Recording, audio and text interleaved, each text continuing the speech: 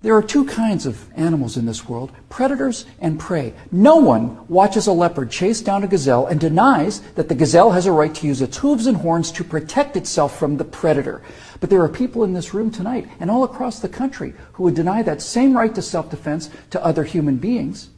Such people seem to think that the way to stop the leopard is to cut the horns off of the gazelle, that by somehow making it easier for the predator will simply go away. My friends, this is insane. When you make it easier for the predator, you get more predators. So let's start with the so-called assault weapons, more properly known as semi-automatic rifles. In 2011, the total firearm murders came to 8,583, according to the FBI. Now, during that time, the total murders committed by rifles, all rifles, not just semi-automatic rifles, were 323. That's 3% of all murders.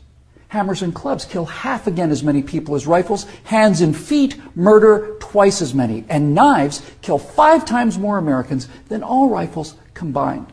Preventable medical errors kill about 98,000 people per year. Medical malpractice kills more than 12 times as many people as are murdered in the U.S. each year. That's more than 300 times the number killed by all rifles, not just the so-called assault rifles. And yet, no one talks about limits on hammers or knives or doctors or hospitals. No one does that because the good we perceive from hammers and knives and doctors far outweigh their perceived harm. And yet, studies show that firearms prevent anywhere from 800,000 to over 2 million violent crimes every year. The lowest estimate means that 100 times more violent crimes were prevented with firearms than the total murders committed with firearms. That's 100 times as many. Now, in October of 2007, Amanda Collins was walking to her car after a night class at the University of Nevada at Reno. Amanda had a concealed carry permit for her 9mm Glock that she carried for self-defense. Unfortunately for Amanda, UNR is, like most college campuses, a gun-free zone. So, like the law-abiding citizen that she is, she did not have her gun with her in this gun-free zone when she was attacked by James Bila. Bila raped her on the UNR campus less than 300 yards from the campus police office. He then walked away, and a few months later, this human predator went on to murder 19-year-old Breonna Dennison. Amanda Collins went on to say, quote, "I know, having been the first victim, that Breonna Dennison would still be alive had I been able to defend myself that night," unquote. Therefore, I am directing the virtual Attorney General to aggressively challenge any gun control laws that violate Amanda Collins' right not to be raped and Breonna Dennison's right not to be murdered.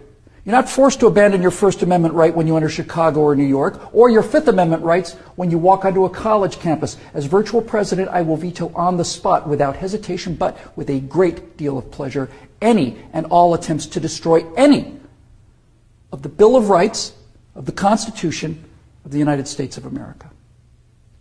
Because, when it's all said and done, the Second Amendment to the Constitution is not there to protect us against criminals, and the people calling for gun control know this. That's why they want gun control instead of crime control. That's why they want laws that, at the stroke of a pen, turn law-abiding citizens into criminals. The Second Amendment is there to protect the American people from tyranny. The Second Amendment is there to protect the American people from politicians. The Second Amendment is there to protect the American people from us. Now, some politicians claim America deserves a vote on this issue. Okay, let's have a vote. Those of you advocating infringement on the right of the people to keep and bear arms need to go to the American people with the 28th Amendment, which would simply read, the Second Amendment to the Constitution is hereby repealed. That would, for the first time, give you the legal authority to do what you have been doing and what you are trying to do now in direct violation of your oath of office to defend the entire Constitution of the United States, not just the parts you happen to approve of. So go ahead, go to the American people and tell them that ultimate power is no longer to be vested in the people who can't be trusted with that power according to you. Tell them only the government can have that power now. You go out there and try to convince the people of the 38 states that you're going to need to get that amendment passed to agree with your opinion of them versus their opinion of you. I dare you. 12 million unarmed men, women, and children were unable to resist being murdered by their own National Socialist government in Germany. Perhaps 50 million unarmed men, women, and children were murdered by their own Union of Soviet Socialist Republics. 50 million Chinese murdered by their own government under Mao, who also disarmed his people.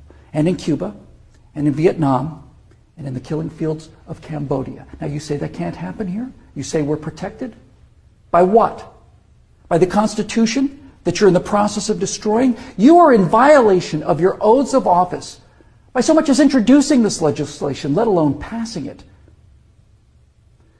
My fellow Americans, the previous inhabitants of this chamber watched as 100 million people were murdered after being disarmed by their own governments. Every single one of those men, women, and children were as real and precious and irreplaceable as the children at Newtown.